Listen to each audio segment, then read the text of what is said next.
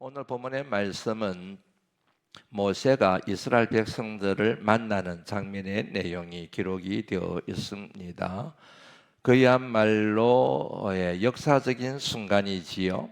오랫동안 이스라엘 백성들과 모세가 만나지를 못했는데 드디어 만나게 되었지요. 40년 만에 만나게 되었습니다. 이 만남으로부터 이스라엘 전 공동체가 출애굽의 꿈, 이 만남을 시작으로 이스라엘 전 공동체가 출애굽의 꿈, 출애굽의 비전을 가지게 됩니다.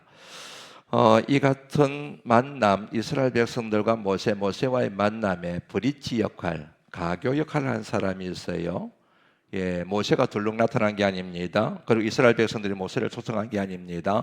모세가 하나님의 명령을 따라서 애굽으로 왔고, 그리고 애굽에 들어와 살고 있던 200만 명에 가까운 이스라엘 백성들이 이렇게 만나게 되는데 가교 역할을 한 사람이 있지요. 그 사람이 누구냐면 바로 모세의 형 아론입니다. 30절 말씀 같이 한번 읽어볼까요? 읽습니다. 시작. 여호와께서 모세에게 이르시는 모든 말씀을 전하고 그 백성 앞에서 이적을 행하니, 그렇게 돼 있지요. 아론이 모세와 이스라엘 백성들 간의 만남을 주선한 가교 역할을 한, 브릿지 역할을 한 사람임을 알 수가 있습니다. 사람과 사람이 만나요. 성도와 성도가 만납니다. 가교 역할하는 사람이 있지요. 그런 사람을 일러서 좋은 의미로 통로라는 표현을 씁니다. 축복의 통로. 이 사람과 저 사람, 그리고 이 성도와 저 성도, 그리고 성도와 목회자, 하나님을 믿지 않는 사람들과 하나님 사이 가교 역할을 하는 사람을 일러서 축복의 통로, 은혜의 통로, 그리고 믿음과 소망과 사랑의 통로라는 표현을 사용하게 되는 것이지요. 우리 믿음의 사람들에게 주어진 사명이 바로 통로가 되는 것이지요. 내게 받은 은혜, 그 은혜를 기억하며 은혜를 알지 못하고 있는 사람들에게 은혜의 통로가 되는 것이지요. 하나님을 모르는 사람들에게 하나님을 만나는 그 길을 만드는 사람, 혹은 내 자신이 그런 길이 되는 그것이 바로 우리에게 주어진 사명이지 않습니까? 조금 더 의미를 확장하면 평화의 사도가 되는 것이지요. 권사님이 기도 중에 안타깝게 기도하신 것처럼 우리 모두가 다 동일하게 안타까움을 가지고 있는 것처럼 온 세상이 전쟁으로 분열로 난리입니다. 이 세상의 복잡한 세상을 보면서, 전쟁이 난무하는 세상을 보면서 어른이 없다는 생각이 들어요. 가교 역할을 하는 사람이 없다는 생각이 듭니다. 피스 메이커가 필요한데 그런 사람이 없는 시대를 우리가 살아가고 있구나 하는 생각이 들었습니다. 나라와 나라 사이, 민족과 민족 사이를 평화롭게 그렇게 연결시킬 수 있는 통로가 될 수 있는 나라도 없고, 그리고 그런 지도자도 없는 것이 오늘 우리가 살아가고 있는 시대에 참 고통이구나 하는 그런 생각을 하게 됩니다. 우리 자신이 그런 피스메이커, 축복의 통로, 은혜의 통로가 될 뿐만 아니고 교회가, 그리고 교회 지도자들이 이 사명을 감당해야 될 터인데 라는 그런 과제를 뉴스를 보고 들으면서 생각하게 됩니다. 우리 바람반석의 성도님들과 우리 바람반석교회가 이 같은 피스메이커, 축복의 통로, 평화의 통로가 되기를 간절히 소망합니다. 그런데 모세가 이스라엘 백성들을 만나기 전에 먼저 만난 사람들이 있습니다. 바로 이스라엘의 장로들입니다. 여기서 말하는 장로들이라고 하는 것은 이스라엘 각 지파의 지도자들을 얘기하는 거예요. 그런 사람들을 이스라엘 백성들을 만나기 전에 먼저 만나게 됩니다. 한번 볼까요? 29절 말씀이었습니다. 시작. 모세와 아론이 가서 이스라엘 자손의 모든 장로를 모으고, 그렇게 돼 있지요. 이스라엘 백성들을 만난 것, 사실에 대한 것은 30절에 나오는데 이스라엘의 장로들을 만난 것은 29절에 나오지요. 그러니까 이스라엘 백성들을 만나기 전에 먼저 이스라엘의 각 지파의 지도자들을 먼저 만났다는 사실을 알 수가 있는 것이지요. 이거는 모세 자신의 자의적인 생각과 판단과 결정에 따른 것이 아니라 내가 만나야 되겠구나, 일을 이렇게 풀어가야 되겠구나, 그렇게 결심하고 그렇게 계획을 세워서 만난 것이 아니라 하나님의 뜻에 대한 순종의 결과였던 것이지요. 뒤로 한번 돌아가 볼까요? 3장 16절 보시겠습니까? 하나님께서 모세를 파송하시면서 이런 말씀을 하시죠.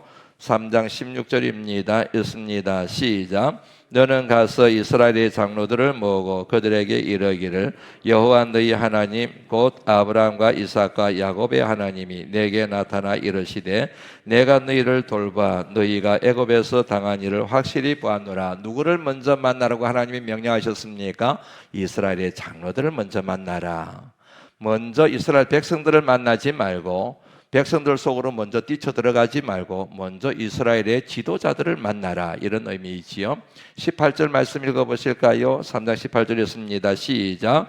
그들이 내 말을 들으리니 너는 함께 애굽 왕에게 이르기를 히브리 사람의 하나님 여호와께서 우리에게 임하셨은즉 우리가 우리 하나님 여호와께 제사를 드리려 하오니 살 길점 광야로 가도록 허락하소서 하라. 장로들을 만나서 장로들에게 말을 하면은 장로들이 순종할 거야. 이것은 뭘 의미할까요? 하나님께서 미리 장로들을 찾아가서 그들의 마음을 이렇게 보듬어 주셔서 모세의 리더십에 순종할 수 있는 마음을 갖게 하시겠다는 약속이 이면에 담겨져 있는 것이지요. 이 같은 하나님의 명령이 있었습니다. 하나님의 뜻이 있었습니다. 그래서 모세가 애굽에 들어가서 들컹 백성들을 먼저 만난 것이 아니라 자기하고 친한 사람을 만나는 것이 아니라 하나님이 정하신 순서에 따라서 형을 만나고 하나님이 정하신 계획에 따라서 이스라엘 장로들을 만나는 지금 순서를 정해서 만나고 있는 그런 내용이 본문에 나오는 것이죠. 참 중요합니다. 내 생각, 내 뜻, 내 계획에 따라서 막 하는 게 아니에요. 사업이든 인생을 살아가든 무엇이든지 간 하나님 앞에 뜻을 구하면서 기도하게 되면 하나님이 절차를 일러주세요. 계획을 일러주십니다.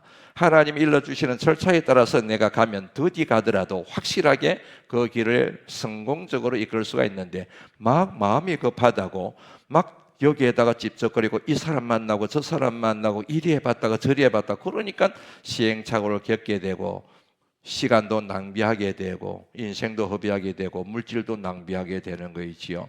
그래서 뭔가 일을 계획을 할 때는 항상 하나님 앞에 기도를 해야 됩니다. 제가 우리 목회자들에게 꼭 부탁하는 것들이 몇 가지가 있습니다. 그 중에 하나가 뭐냐면 다음 임지를 위해서 적어도 1년 정도는 기도해야 됩니다. 조건이 좋다고 해서 덜렁덜렁 가지 말고 마음에 드는 교회가 나타났네 그래서 불렁덜렁 이력서 넣지 말고 그 다음에 하나님이 나를 어떻게 사용하실지에 대한 물음을 가지고 기도를 해라. 1년 정도 기도하면 하나님께서 길을 열어주실 것이고 그에 따라서 가야 시행착오로 겪지 않고 하나님께 잘 쓰임받는다. 고병호 목사를 봤더니 저를 얘기하는 겁니다. 제가 저 자신을 봤더니 그러지 못했더라고요. 항상 하나님 앞에 묻고 하나님이 지시하시고 하나님의 계획을 따라서 이렇게 가야 되는데 그러지 않고 그냥 제 욕심 따라 환경 따라 형편 따라 덜렁덜렁 결정하고 갔더니 그래서 제가 당한 많은 어려움이 있었다는 그 간증도 제가 우리 부교육자들에게 하고 있습니다. 그는 여러분 목회 여정만 그러겠습니까? 인생의 모든 여정이 다 마찬가지인 것이지요. 계획을 세우되 내 계획보다도 내 생각보다도 더 중요한 것은 하나님의 뜻인 것이지요. 하나님의 길을 여호와 이레 하나님께서 우리 모두의 길을 이미 예배두고 계신 줄로 믿습니다. 그 길을 하나님께 보여달라고 그렇게 간구하는 기도가 필요하다는 것이지요. 그러니까 모세도 딱 이렇게 막 가가지고 막 서두르거나 조급한 마음을 가지고 하거나 이 사람 저 사람을 만나야 되겠다 마음의 경영대로 막 하는 게 아니고 하나님 일러주신 대로 차근차근 가는 거이지요. 그래서 장로들을 만났습니다. 그동안 있었던 일에 대하여 자초지종을 다 얘기했겠지요. 그리고 비전을 공유하지 않았겠습니까? 비전을 공유했을 거예요. 그러면은 장로들 가운데서 동의하는 사람도 있고 미심쩍어 하는 사람도 있고 거부하는 사람도 있지 않겠습니까? 그때 헤드 리더십, 최고의 리더십은 항상 명확하고 분명한 확신을 가지고 설득을 시켜 나가야 되겠지요. 열정을 보여줘야 되지 않겠습니까? 모든 분들이 다 하나님께서 터치하셨다고 해가지고 다 그렇습니까? 우리가 모세를 도와야지요. 우리가 힘을 보태겠습니까? 그러겠습니까? 쉽지가 않은 거예요. 다 자기 생각이 있고 자기 계획이 있고 자기 판단이 있지 않겠습니까? 그럼 설득을 시켜 나가야 되는 거지요. 강력하게 열정을 보여줘야 되지 않겠습니까? 그런 과정을 이제 비전을 공유하는 거이죠. 그러면서 이제 모세가 장로들을 설득을 시켜서 그다음 일을 해가는 거이지요. 그러니까 이 장로들이 각 지파별로 다 흩어져 가지고 야 모여라. 하나님께서 모세를 통하여 이제 우리 민족을 약속의 말씀대로 출애굽시키려고 그러신다. 우리 모두가 다 협력해야 된다. 중간 리더들이 리더십을 발휘하면서 이스라엘 백성들이 보인 반응이 이제 31절 말씀에 나오게 되는 거이지요. 하나 여기서 정리하고 넘어가야 되겠습니다. 그게 뭐냐, 중간 리더입니다. 중간 리더십 굉장히 중요합니다. 담임 목사가 있고 교인들이 있습니다. 여기에 중간 리더가 있습니다. 그분들이 누구냐면 장로님들인 거이지요. 장로님들이 담임 목사와 교인들 사이에 어떻게 브릿지 역할을 잘 하느냐에 따라서 교회가 평안하여 든든히 서가기도 하고 교회가 시끄러울 수가 있는 것입니다. 목회자들이 있습니다. 교인들이 있습니다. 여기에 중간 리더들이 있습니다. 안수 집사님들이 계시고 권사님들이 계시죠. 재직회 부서장이 있는 거이지요. 이분들이 중간 역할, 리더십을 잘 발휘하게 되면은 단단하게 조여져서 큰 일을 하게 되는데, 여기에서 문제가 생기게 되면 오해가 생기게 되지요. 불통하게 되겠지요. 그리고 뭐냐면은 시끄러워지게 되고 다툼이 일어나게 되고 상처를 주고받는 일들이 일어나게 되는 거이지요. 그래서 여러분, 여기에 오늘 본문 말씀에 우리가 주목해 봐야 될 장로들, 그 중간 리더십이 모세와 이스라엘 백성들 사이에 가교 역할을 잘한 결과 첫 단추를 잘 채우는 일들이 일어나게 되었다. 그렇게 정리를 할 수가 있습니다.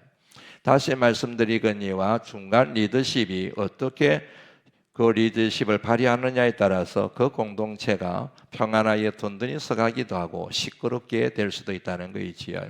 저는 이 같은 생각을 하게 되면은요, 오래전에 섬기던 교회 그 장로님이 항상 생각이 나요.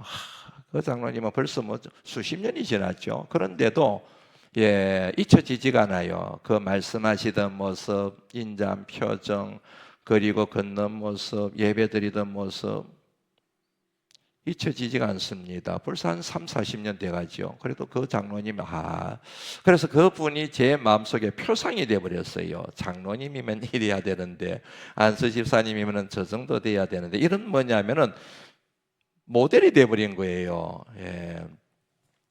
그 장로님, 그 교회가 규모가 꽤 큰 캠페인이었거든요. 그 교회 장로님이 뭐가 문제가 있으면 이래버리면 교회가 조용해요. 뭔가 이렇게 막 다투다가도 그 장로님이 좀 조용하지 이렇게 한마디 해버리시면은 장로님이 나타나시면 전부 다 안수 집사님이든 권사님도 고개를 숙이고 장로님 오셨습니까? 오셨습니까? 젊은 교육 전도사의 눈에 그렇게 보기가 좋을 수가 없는 거예요. 그만큼 그 장로님이 인격과 덕을 갖추고 계세요. 원로 장로님이셨거든요. 인격과 덕을 갖추고 계십니다. 그리고 교인들에게 그렇게 사랑을 받으세요. 그러니까 그분이 딱 있으니까 중간에 계시니까요, 담임 목사님이 목회하기가 얼마나 좋은지 몰라요. 중간 역할을 그 장로님이 다 교인들에게 품고 섬기고 헌신하니까요, 그 목사님이 조금 어려움이 있어도 그냥 그 장로님이 이렇게 큰 문제가 아닌 이상의 목회적인 것에 대해서는 항상 그렇게 장로님이 울타리 역할을 하시고 가교 역할을 하시고 중간에서 이렇게 피스메이커 역할을 하시니까 교회가 참 평안한 거예요. 그 장로님이 생각이 납니다. 여하튼 우리 교회 장로님들도 그리고 안수 집사님과 권사님들도 다 그런 중간 리더로서 혹은 헤드 리더십으로서 잘 역할을 감당해 주셔서 감사드립니다. 더욱더 분발하셔서 우리 모두가 다 피스메이커, 그런 축복의 통로가 되기를 간절히 소망합니다.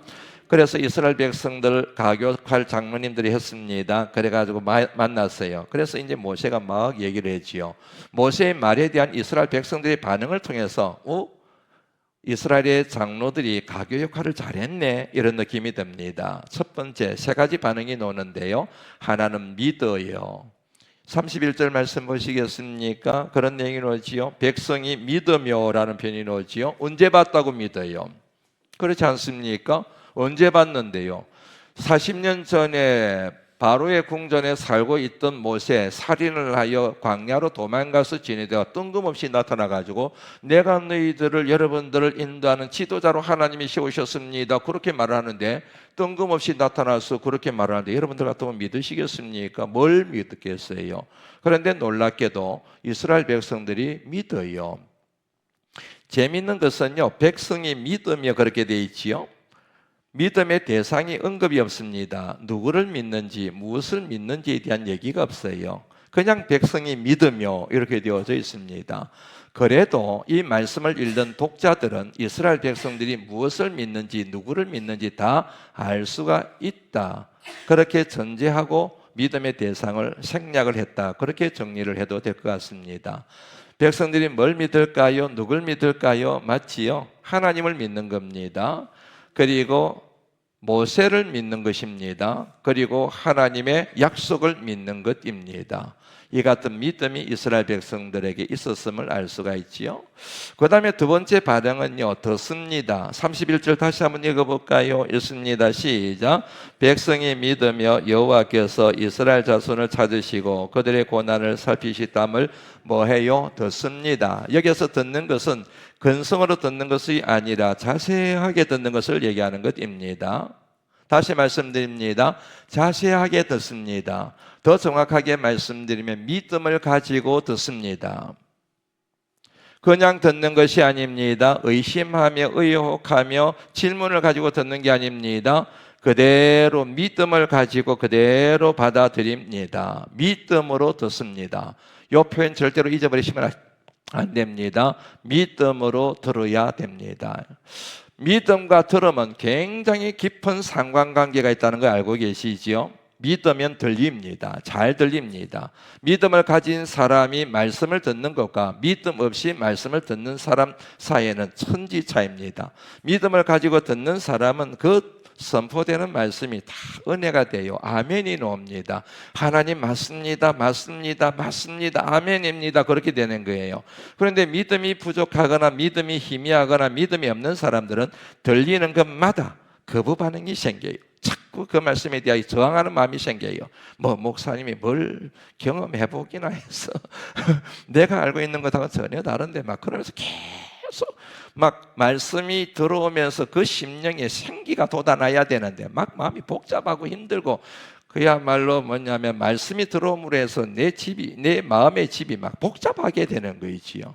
그런데 믿음으로 말씀을 들으면 그 말씀 때문에 뭔가 엉켜져 있던 마음의 갈피들이 차곡차곡 이렇게 정리가 되면서 막 시원하게 되고, 맞아 이렇게 해야지, 요게 문제였구나, 요걸 내가 잊어버렸네, 그러면서 마음의 갈피가 탁탁탁 잡혀가면서 마음속이 이렇게 평안, 기쁨, 소망으로 넘쳐나게 되거든요. 믿음으로 들을 때.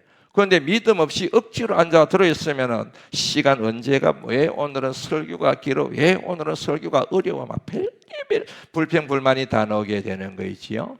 그래서 여러분, 이스라엘 백성들이 그냥 들은 것이 아니라 어떻게 들었다고요? 믿음으로 듣는 거예요. 믿음으로 들으니까 이 말씀이 속속속 들어오지요. 은혜가 되지요.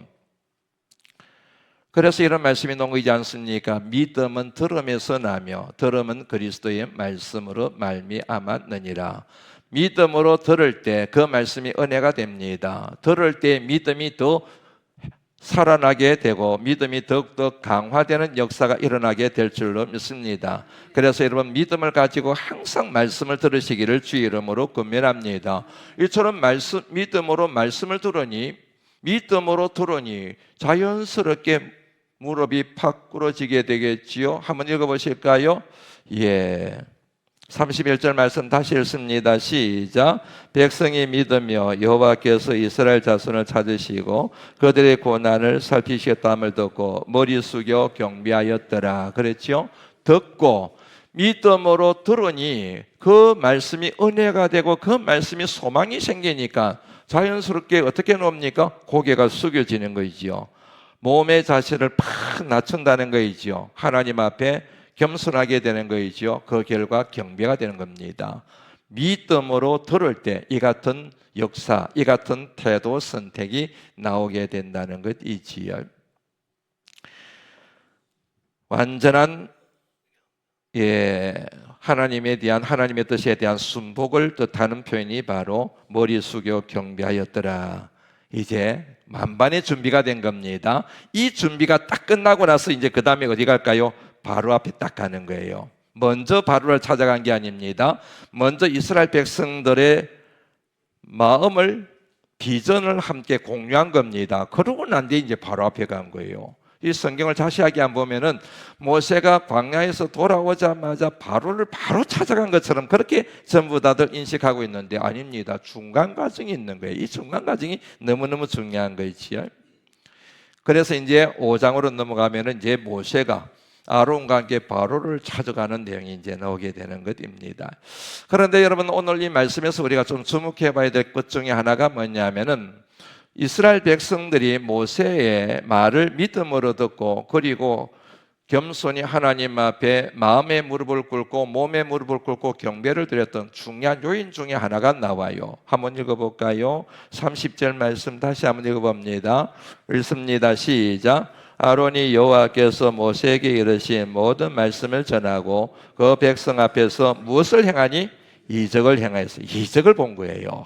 이거 중요합니다. 우리가 이미 앞부분에서 살펴봤던 것처럼 모세가 애굽으로 들어갈 때 뭘 가지고 갔다고요? 지팡이. 그냥 지팡이가 아니고 무슨 지팡이라 그랬습니까? 하나님의 지팡이. 20절 한번 읽어보실까요?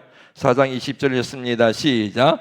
모세가 그의 아내와 아들들을 나귀에 태우고 애굽으로 들어가는데 모세가 하나님의 지팡이를 손에 잡았더라. 목자의 지팡이가 아니라 하나님의 지팡이를 들었더라. 그 지팡이로 뭘 행했습니까? 이스라엘 백성들 앞에서 막 이적을 행한 거예요. 기적을 행한 겁니다. 그러니까 이스라엘 백성들의 마음의 물꼬가 팍 터여져 버린 거이지요. 그러니까 모세가 말하는 것마다 뭐냐면 아멘 아멘 막 이렇게 한 거이지요. 이적과 기적을 무시할 수가 없습니다. 우리 기독교는 소망의 종교이며 그 소망의 밑바탕에 이적과 기적이 있습니다. 사랑하는 성도 여러분, 하나님이 역사하시면 이런 기적과 이적이 나타나게 될 줄로 믿습니다. 내 믿음이 흔들릴 때, 확신이 생기지 않을 때 하나님의 이적을 구하시는 믿음의 성도님들이 되시기를 주의 이름으로 축원합니다. 우리를 사랑하시는 하나님께서 그 믿음을 갖고 그 믿음으로 살아나기를 원하시는 하나님께서 우리에게 때에 따라 필요에 따라 반드시 이적을 일으키시고 기적을 베풀어 주실 줄로 믿습니다. 오늘 저녁이 그런 기적의 시간이 되기를 주의 이름으로 축원합니다. 드디어 하나님과 그리고 모세와 이스라엘 백성들 사이에 유대 관계가 만들어진 겁니다. 이거 참 중요합니다. 다시 말씀드립니다. 야훼 하나님과 그리고 모세와 이스라엘 백성들 3자 간의 유대 관계가 딱 형성이 된 것입니다. 이것은 다시 말씀드리면 이스라엘 백성들이 하나님 중심의 세계관을 다시 가지게 되었음을 의미합니다.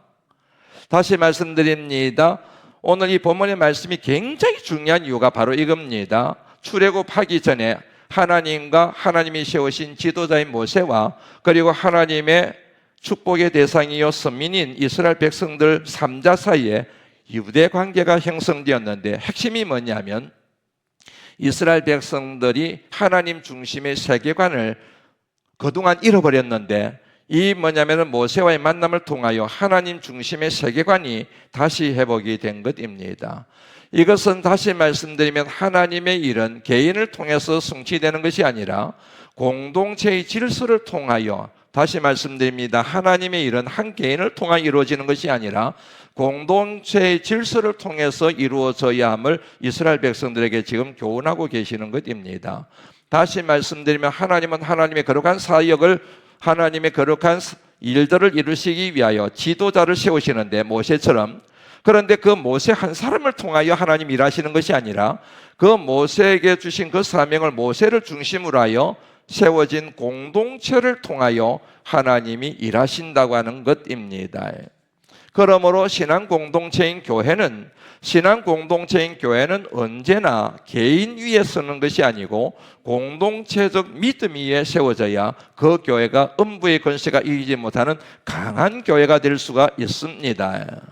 다시 말씀드립니다. 교회는 각각 위에서 있는 것 같지만 그러나 결국에는 공동체적 믿음 위에 교회가 서 있어야 어떤 비바람이 휘몰아쳐도 교회는 절대로 무너지지 않고 그럴수록 오히려 더 큰 사명을 감당하는 능력 있는 교회가 될 수 있습니다. 그래서 이런 말씀이 나오게 된 거이지요. 두세 사람이 내 이름으로 모인 곳에는 나도 그들 중에 있느니라. 주님이 어디에 계시다고요? 주님의 이름으로 모인 그 공동체 가운데 계신다는 것이지요. 사명을 주실 때도 마찬가지입니다. 마태복음 28장 19절 말씀, 그러므로 너희는 가서 모든 민족을 제자로 삼아 아버지, 아들과 성령의 이름으로 세례를 주고 내가 너희에게 분반 모든 것을 가르쳐 지키게 하라. 볼지어다 세상 끝날까지 내가 항상 너희와 함께 하시리라. 너희라는 말이 세 번이나 나옵니다. 그러므로 너희는 가서 라고 할 때 이 너희는 단수가 아닙니다. 한 개인을 얘기하는 것이 아닙니다. 여러분 각자를 얘기하는 게 아닙니다. 여기에서 사용된 너희는 공동체를 얘기하는 것입니다. 헬라 원어의 뜻이 공동체를 얘기하는 거예요. 다시 말하면 모든 민족을 제자로 삼고 성령의 이름으로 세례를 주고 아버지, 아들과 성령의 이름으로 세례를 주고 그리고 주님께서 분반 모든 것을 가르쳐 지키는 사명이 누구에게 주어졌느냐면 한 개인에게 주어진 게 아니고 고병호 목사에게만 주어진 게 아니고 장로님들에게만 주어진 게 아니고 주님의 이름으로 모인 믿음의 공동체에 주어진 사명이란 얘기입니다. 공동체가 그 사명을 감당해야 되는 거이지요. 그래서 이 말씀을 받아서 사도행전 1장 8절도 동일한 말씀인 거이죠. 오직 성령이 너희에게 임하시면 각자에게 임하는 것이 아닙니다. 여기에 나오는 너희도 마찬가지로 공동체를 뜻하는 헬라어 단어가 저렇게 번역이 된 것입니다. 오직 성령이 공동체에 임하는 것입니다. 마가의 공동체에 임한 것처럼 마가의 다락방에 임했던 것처럼 공동체에 성령이 임하게 되고 공동체가 권능을 받게 되고 그리고 거룩한 성도들의 모임인 공동체를 통하여 복음의 역사가 드러나야 된다. 복음의 거룩한 사명은 공동체적 사역이어야 된다는 그런 메시지가 여기 담겨져 있는 겁니다. 그러므로 우리가 가져야 될 마땅한 자세가 뭐여야 되는지를 다시 한번 빌립보 1장 2절 27절 말씀을 통해서 한번 정리를 해볼까요? 읽습니다. 시작. 빌립보서 1장 27절 말씀, 제가 주지 않았네요. 한번 찾아보시겠습니까? 이 말씀은 제가 종종 소개해드리는 말씀인데 빌립보서 1장 27절 말씀, 신약성경 319쪽입니다. 놓았네요. 한번 볼까요? 영상으로 한번 보시죠. 시작. 오직 너희는 그리스도의 복음에 합당하게 생활하라. 이는 내가 너희에게 가보나 떠나 있으나 너희가 한 마음으로 서서 한 뜻으로 복음의 신앙을 위하여 협력하는 것. 여기서 우리가 우선적으로 주목해 봐야 되겠습니다. 그리스도의 복음에 합당한 것입니다. 그리스도의 복음에 합당하게 생활하라 그러면서 하나의 방향을 제시했는데 그 방향이 뭡니까? 복음의 신앙을 위하여 협력하는 것입니다. 한 마음 한 뜻이 되는 것입니다. 이것이 바로 복음의 신앙이 합당하다는 얘기이지요.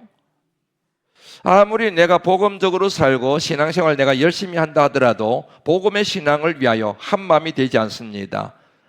뜻을 모으지 않습니다. 협력하지 않습니다. 그런 사람들은 복음에 합당하지 못하다는 의미가 함축되어 있는 것이지 않습니까?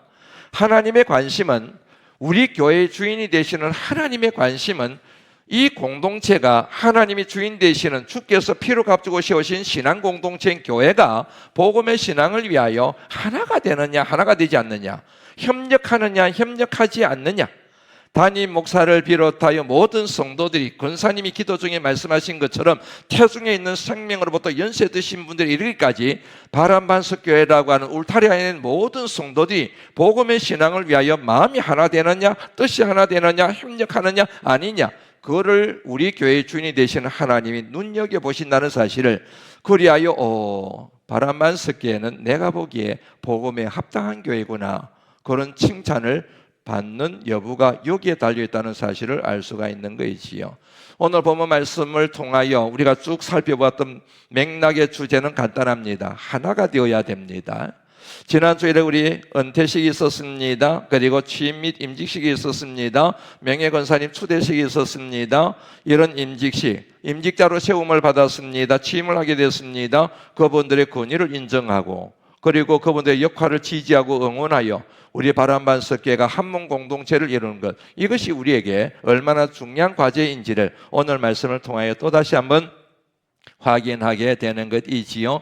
우리가 이렇게 똘똘 뭉치게 되면, 복음으로 하나 되게 되면 어떤 여러분 바로 앞에서도, 그리고 애굽의 세력 앞에서도 우리 바람반석교회는 큰 하나님의 사명을 이루게 될 줄로 믿습니다. 이런 사명을 이루어드리는 하나님의 귀한 사람들이 되시기를 말씀이 육신이 되어 우리 가운데 가시는 주님의 이름으로 축원합니다. 또한 여러분의 가정이 이런 아름다운 한문 공동체가 되기를 주의 이름으로 권면합니다. 하나님 감사합니다. 귀한 말씀 주심을 감사합니다. 몸이 피곤하고 힘이 들지만 그럼에도 불구하고 생명의 말씀을 우리에게 주셔서 우리가 지금까지 어떻게 살아왔는지를 돌아보게 하시고 또 앞으로 어떻게 신앙의 여정과 승김의 여정을 걸어가야 될지 일러주시니 감사드립니다. 지금까지 잘못한 것이 있다고 한다면 알고 지었던 모르고 지었던 그 모든 죄악을 주님 십자가 보혈로 용서하여 주옵소서. 이제부터가 중요한 줄로 믿습니다. 복음의 신앙을 위하여 하나가 되기를 원합니다. 협력하기를 원합니다. 간절히 빌고 남나니 우리 바람반석교회가 주님의 거룩한 십자가 은혜로 한문 공동체를 이루게 하시고 우리 하나님께서 우리 바람반석교회를 통하여 이루시고자 하는 거룩한 비전으로 하나 되는 역사를 이루어 주옵소서. 서로가 서로에 대하여 축복의 통로가 되기를 원합니다.